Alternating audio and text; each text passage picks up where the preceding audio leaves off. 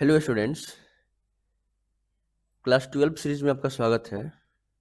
इस सीरीज में हम लोग बात करने वाले हैं क्लास 12 के पॉलिटिकल साइंस के प्रत्येक भाग को, यानी क्लास 12 में हम लोग को पार्ट 1 और पार्ट 2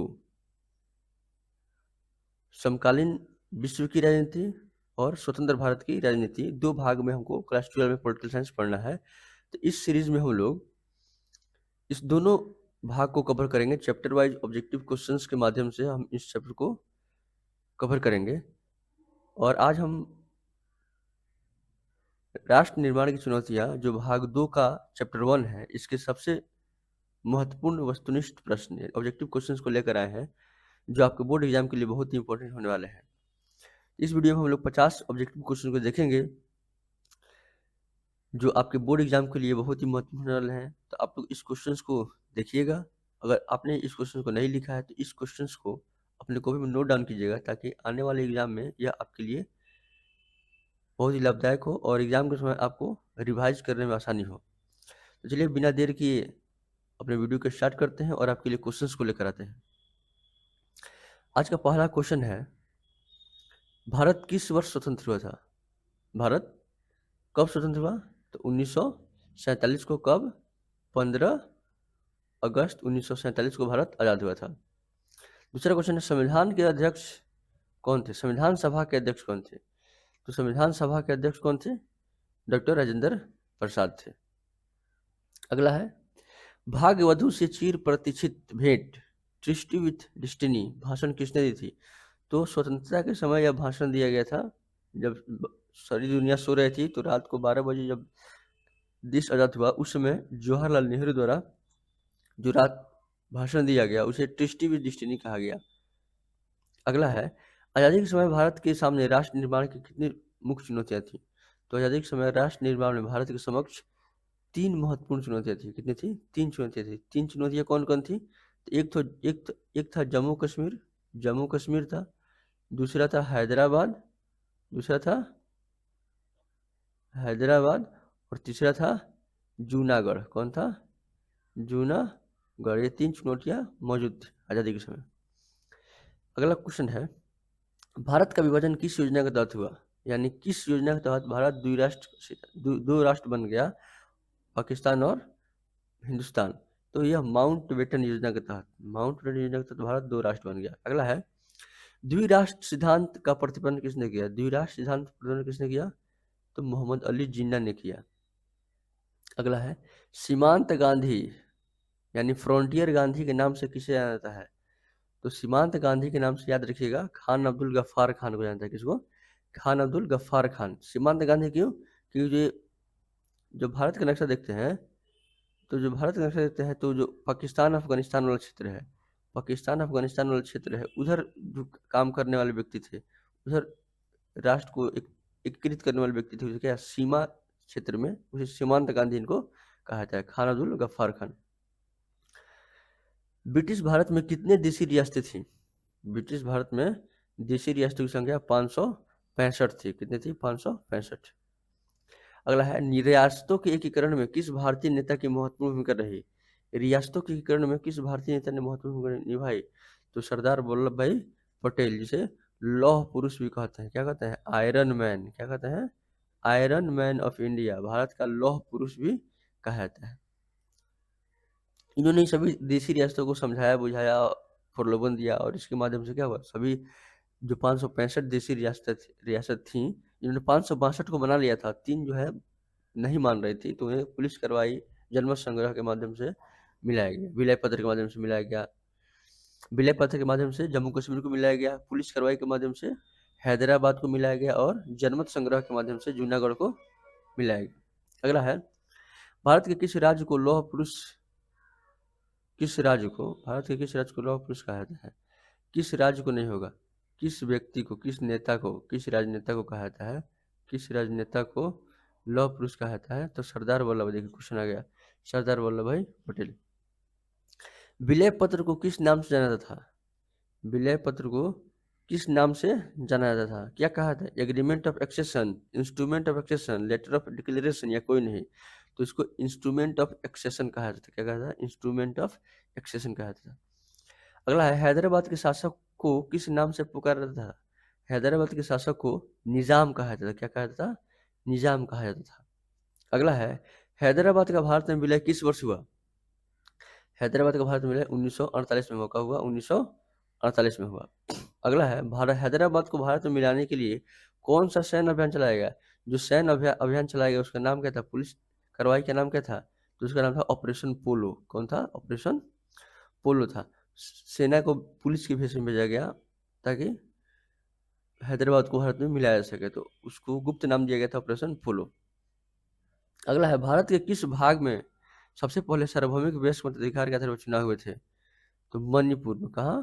मणिपुर में सबसे पहले सार्वभौमिक वयस्क मताधिकार के आधार पर चुनाव हुए थे। अगला है, मणिपुर के उस राजा का नाम क्या था जिसने भारत सरकार के साथ विलय पत्र पर हस्ताक्षर किए? मणिपुर का वह राजा कौन था जिसने विलय पत्र पर हस्ताक्षर किए थे? तो बोधचंद्र सिंह। कौन थे? बोधचंद्र सिंह थे। अगला है, भाषाई आधार पर गठित होने वाला भारत का पहला राज्य कौन सा था? भाषाई आधार पर राज्य बनने वाला पहला राज्य कौन था? तो आंध्र प्रदेश था। कौन था? आंध्र प्रदेश तेलुगु भाषा के आधार पर बना था। अगला है, अलग आंध्र प्रदेश राज्य की मांग को लेकर आमरण अनशन में बैठने वाले नेता कौन थे जिनकी मृत्यु हो गई थी? आंध्र प्रदेश को अलग राज्य बनाने के लिए जिन्होंने सत्याग्रह किया था, जिन्होंने आंदोलन किया था और उनकी भूख वाले हड़ताल किए थे, अनशन में बैठे थे, उनकी मृत्यु हो गई थी, आमरण अनशन में बैठे थे। जब तक अपनी बात को मनवाएंगे नहीं, तब तक कुछ अन्य जन ग्रहण नहीं करेंगे। इसी कारण उनकी 56 दिनों के बाद क्या हो गए? 56 दिनों तक अनशन किए और उसके बाद उनकी मृत्यु हो गई। तो उस नेता का नाम क्या था? पोटी श्रीरामुलु। पोटी श्रीरामुलु उनका नाम था। बताइए, पोटी श्रीरामुलु की मृत्यु कितने दिन भूखों की हड़ताल के बाद हुई? कितने दिनों की भूख हड़ताल के बाद हुई? तभी बताया आपको, 56 दिन के भूख हड़ताल के बाद पोटी श्रीरामुलु की मृत्यु हो गई। अगला है, आंध्र प्रदेश को एक अलग राज्य के रूप में मान्यता कब मिली? तो दिसंबर 1952 में। दिसंबर 1952 में आंध्र प्रदेश को तेलुगु भाषा के आधार पर एक नया राज्य बनाया गया पोटी श्रीरामुलु के निधन के बाद। अगला है, उसके बाद राज्य पुनर्गठन आयोग की स्थापना हुई। तो राज्य पुनर्गठन आयोग की स्थापना कब हुई? तो 1953 में हुई और इसका काम था सरकार को सिफारिश देना कि क्या भाषा के आधार पर राज्य का निर्माण किया जाए या नहीं, है ना। अगला है, राज्य पुनर्गठन आयोग के अध्यक्ष कौन थे? तो फजल अली थे, तो इसलिए राज्य पुनर्गठन आयोग को फजल अली आयोग भी कहा जाता है। अगला है, राज्य पुनर्गठन आयोग ने अपने राज्य पुनर्गठन अधिनियम संसद में कब पास हुआ? राज्य पुनर्गठन अधिनियम संसद में कब पास हुआ? तो 1956 में फजल अली आयोग ने रिपोर्ट दिया और उस रिपोर्ट के आधार पर सरकार ने राज्य पुनर्गठन आयोग अधिनियम पास किया। इसके तहत 1956 के राज्य पुनर्गठन आयोग अधिनियम के तहत भारत में कितने राज्य और केंद्र शासित प्रदेश बनाए गए? तो उस अधिनियम के तहत भारत में 14 राज्य और 6 केंद्र शासित प्रदेश बनाए गए। 14 राज्य और 6 केंद्र शासित प्रदेश बनाए गए। यह क्वेश्चन आपको पूछेगा कि राज्य पुनर्गठन आयोग के समय भारत में कितने राज्य और केंद्र शासित प्रदेश थे? 14 राज्य थे और 6 केंद्र शासित प्रदेश थे। और आज कितने राज्य हैं? तो आज 28 राज्य हैं और 8 केंद्र शासित प्रदेश है। 28 राज्य और 8 यूटी हैं। क्या है? 8 यूटी है, यूनियन टेरिटरी केंद्र शासित प्रदेश है। अगला है, बम्बई राज्य को विभाजित करके किन 2 राज्यों का निर्माण किया गया?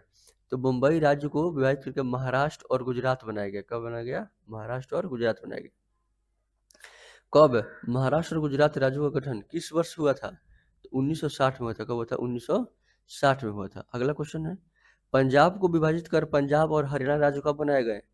पंजाब को विभाजित करके पंजाब और हरियाणा राज्य कब बनाया गया? तो 1966 में पंजाब को तोड़ा गया, पेप्सू को तोड़ा गया और पंजाब और हरियाणा बनाया गया और हिमाचल प्रदेश भी बना।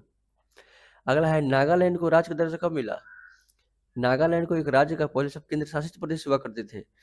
राज्य का दर्जा कब मिला? तो 1963 में राज्य का दर्जा मिला। अगला है, मणिपुर और त्रिपुरा किस वर्ष राज्य बने थे? मणिपुर, मेघालय और त्रिपुरा को राज्य का दर्जा कब मिला? तो 1972 में। कब मिला? 1972 में। अगला, मिजोरम और अरुणाचल प्रदेश को पूर्ण राज्य का दर्जा कब मिला? मिजोरम और अरुणाचल प्रदेश को पूर्ण राज्य कंप्लीट स्टेट का दर्जा कब मिला? तो 1987 में मिला। कब मिला? जैसे जैसे भारत में लोकतांत्रिक व्यवस्था स्थापित होती गई और पूर्वोत्तर क्षेत्र क्या हुआ, पूर्वोत्तर क्षेत्र में स्थितियां संतुलन में आ गई, तब तक धीरे धीरे क्या किया गया, राज्यों, केंद्र शासित प्रदेश को राज्यों का दर्जा दिया जाने लगा। अगला है छत्तीसगढ़, उत्तराखंड और झारखंड राज्यों का निर्माण किस वर्ष हुआ? तो 2000 में हुआ। कब हुआ? 2000 वर्ष में छत्तीसगढ़, उत्तराखंड और झारखंड नए राज्यों का निर्माण हुआ। तेलंगाना भारत का 29वां, वर्तमान में 28वां राज्य कब बना? तो 2 जून 2014 को जब बना था तो 29वां राज्य था, लेकिन अभी वह 28वां राज्य बना हुआ है। कौन? तेलंगाना, जिसका निर्माण 2 जून 2014 को हुआ था। अगला क्वेश्चन है, स्वतंत्र भारत के प्रथम गवर्नर जनरल कौन थे? स्वतंत्र भारत के प्रथम गवर्नर जनरल कौन थे? लॉर्ड माउंटबेटन थे। कौन थे? लॉर्ड माउंटबेटन थे। अगला क्वेश्चन है, स्वतंत्र भारत के प्रथम भारतीय गवर्नर जनरल, भारतीय गवर्नर जनरल कौन थे? तो सी राजगोपालाचारी थे। कौन थे? सी राजगोपालाचारी। अगला है, स्वतंत्र भारत के प्रथम प्रधानमंत्री कौन बने? स्वतंत्र भारत के प्रथम प्रधानमंत्री कौन बने? तो जवाहरलाल नेहरू। कौन बने? जवाहरलाल नेहरू बने। अगला है, स्वतंत्र भारत के प्रथम गृह मंत्री कौन थे? स्वतंत्र भारत के प्रथम गृह मंत्री सरदार वल्लभ भाई पटेल। सरदार वल्लभ भाई पटेल। मुस्लिम लीग की स्थापना, मुस्लिम लीग की स्थापना 1906 में। कब? 1906 में हुई थी। अगला है, मुस्लिम लीग ने मुसलमानों के लिए अलग देश की मांग का प्रस्ताव कब पारित किया? मुस्लिम लीग ने अलग पाकिस्तान देश का मांग कब प्रस्तावित किया? तो 1940 में मांग किया कि एक अलग पाकिस्तान देश होना चाहिए। भारत के विभाजन के समय भारत के वायसराय कौन थे? भारत के वायसराय कौन थे? तो लॉर्ड माउंटबेटन थे। विभाजन के समय भारत के वायसराय लॉर्ड माउंटबेटन थे। 40 नंबर क्वेश्चन है, स्वतंत्रता के समय जम्मू कश्मीर के राजा कौन थे? जम्मू कश्मीर के राजा कौन थे? तो हरि सिंह थे। कौन थे? हरि सिंह थे, जो डोगरा शासक वंश से आते थे। अगला है, भारत और पाकिस्तान के बीच सीमा निर्धारण करने वाली रेखा को क्या कहता है? भारत और पाकिस्तान के बीच सीमा निर्धारण करने वाली रेखा को रेड क्लिफ रेखा, रेड क्लिफ लाइन कहता है। अगला है, महात्मा गांधी की हत्या कब हुई? महात्मा गांधी की हत्या 30 जनवरी 1948 को। कब? 30 जनवरी 1928 को, 48 को सॉरी, नाथूराम गोडसे द्वारा एक पूजा सभा में गोली मारकर हत्या कर दी गई। देखिए क्वेश्चन आ गया, महात्मा गांधी की हत्या किसने की थी? तो नाथूराम गोडसे ने की थी। किसने की थी? नाथूराम गोडसे ने की थी। अगला 44 नंबर क्वेश्चन है, कश्मीर के भारत में विलय पत्र पर कब हस्ताक्षर किए गए थे? कश्मीर के भारत में विलय पत्र पर कब हस्ताक्षर किए गए थे? तो 26 अक्टूबर 1947 को। 26 अक्टूबर 1947 को। 45 नंबर क्वेश्चन है, गोवा, दमन और दीव को पुर्तगालियों से कब आजाद कराया गया? गोवा, दमन और दीव को पुर्तगालियों से कब आजाद किया गया, कराया गया? तो 1961 में। तो देखिए पुर्तगाली ही आए थे सबसे पहले, है ना। जो भारत की खोज 1498 में गए थे, और सबसे देर से जाने वाले थे पुर्तगाली। अंग्रेज तो पहले चले गए, लेकिन सबसे लेट से 1961 में आज़ादी के 14 साल बाद गए पुर्तगाली, है ना। ये बात ध्यान रखिएगा। क्वेश्चन पूछता है सबसे पहले आने वाले और सबसे बाद में जाने वाले कौन थे? तो पुर्तगाली थे। अगला है 46 नंबर क्वेश्चन, ब्रिटिश शासन के अधीन भारत के उस हिस्से को क्या कहा जाता था जो सीधे ब्रिटिश गवर्नर के नियंत्रण में था? तो ब्रिटिश गवर्नर के नियंत्रण वाले क्षेत्र को ब्रिटिश प्रांत कहा जाता था, ब्रिटिश क्षेत्र कहा जाता था। अगला है, भारत में विविधता में एकता, यूनिटी इन डाइवर्सिटी की विशेषता किसने बताई?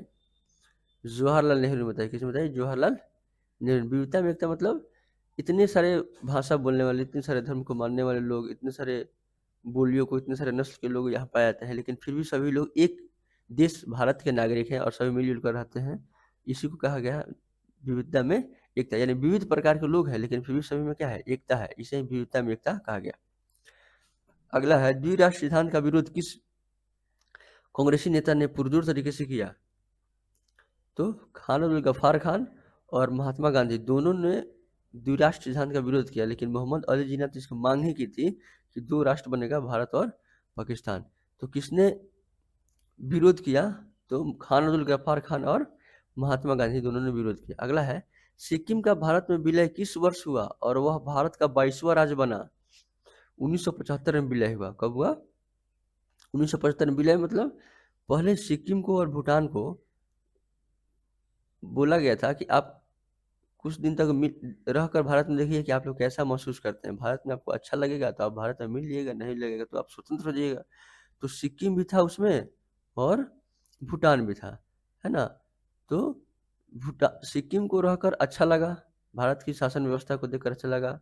तो सिक्किम ने 1975 में अपनी रजामंदी दे दी कि हमें क्या किया जाए। 1930 पहले ही दी थी, लेकिन 1975 में अधिनियम के माध्यम से क्या किया गया, सिक्किम को मिला गया है। लेकिन भूटान एक स्वतंत्र देश के रूप में रहना चाहा, तो भूटान एक स्वतंत्र, अभी भी एक स्वतंत्र देश है, लेकिन उसकी सैन्य जिम्मेदारी जो है भारत के पास है। अगला है और लास्ट क्वेश्चन है, राज्य पुनर्गठन आयोग की रिपोर्ट में राज्यों के गठन का मुख्य आधार क्या माना गया? भाषा माना गया, यानी भाषा के आधार पर क्या किया जाएगा, राज्यों को अलग कर दिया। तो देखिएगा बहुत सारे तेलुगु भाषा पर आंध्र प्रदेश बना, पंजाबी पंजाब बना, मराठी महाराष्ट्र बना, गुजराती गुजरात बना, ऐसे बहुत सारे राज्य बने हैं। और बहुत सारे राज्य बाद में शासन व्यवस्था संचालन करने के आधार बने, जैसे बिहार से झारखंड को अलग कर दिया गया, मध्य प्रदेश से छत्तीसगढ़ को अलग कर दिया गया, आंध्र प्रदेश से तेलंगाना को अलग कर दिया गया, है ना। तो उत्तर प्रदेश से उत्तराखंड को अलग कर दिया गया। तो सब शासन व्यवस्था के आधार पर भी और कुछ कुछ भाषा के आधार पर भी राज्यों को अलग किया गया। तो आशा करता हूँ कि ये वीडियो आप लोगों को समझ में आए होंगे, क्वेश्चन समझ में आए होंगे, क्वेश्चन पसंद आए होंगे। तो क्वेश्चंस को वीडियो रोक कर आप अपने इस क्वेश्चंस को नोट डाउन कर लीजिएगा, और नहीं रोकते हैं तो बार बार इस वीडियो को देखिए, रिवाइज कीजिए, सुनिए, ताकि आपकी तैयारी और मजबूत हो, है ना। और कमेंट में आप लोग बताइए कि आप लोग किस टॉपिक पर आगे वीडियो चाहते हैं, उसी टॉपिक पर मैं वीडियो बनाऊंगा। तब तक वीडियो को लाइक कीजिए, शेयर कीजिए और चैनल को सब्सक्राइब कीजिए। धन्यवाद। और एक रोज़ जैसे मैं अपील करता हूँ, ऐसे अपील कि न तो नशा करना है और न नशा किसी को करना, न नशा करने देना है। तो नशा मुक्त भारत बनाना है, नशा मुक्त समाज का निर्माण करना है। तो आप भी नशा अगर करते हैं तो छोड़ दीजिए, और अपने दोस्तों, सगे संबंधी, रिश्तेदारों को भी समझाइए कि नशा करना क्या है, गलत बात है। देखिए छोटे छोटे बच्चे 9th 10th 11th में पढ़ने वाले बच्चे नशा कर रहे हैं, तो ये गलत है ना। नशा अगर नहीं करते हैं तो आपका जीवन है बेहतर जीवन बन सकता है। तो समाज की तरक्की के लिए, समाज की भलाई के लिए एक सकारात्मक कदम है। आप लोग इसमें सहयोग दीजिए। धन्यवाद। फिर मिलेंगे अगली वीडियो में।